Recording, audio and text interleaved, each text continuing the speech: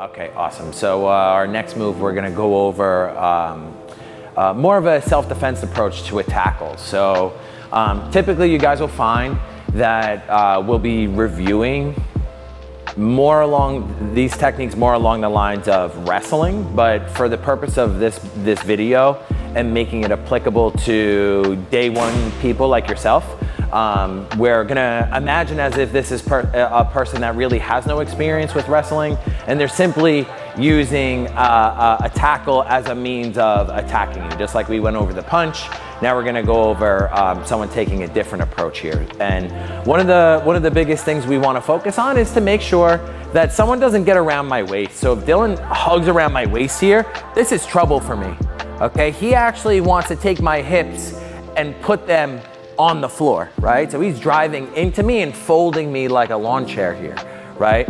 Versus rather than me getting caved in, I actually wanna open up, right? So when someone comes in and tries to get their arms around my waist, my hips are gonna come back, my arms are gonna come around their waist, right? And now I kind of jump into like a push-up position here. So I don't wanna be courteous of the person tackling me, right? So I wouldn't like work my way to my knees, right? We're actually gonna jump onto our toes, like a push-up position, right? And we're gonna get all of our weight onto our opponent's back here. And what this will do is allow us to get behind the opponent where we can't get struck, right? And we can work more into like a back control type setting, right? So again, he wants to get a hold of my body, right? And start to pull my hips in and drive me onto my back. So as this person comes in, and guys, keep in mind, right? This is day one stuff, but this is something that has to be practiced over a long amount of time so it becomes muscle memory, right? We can't just watch a YouTube video and expect to know something. So keep that in mind as you guys are going through this series. I have to be quick.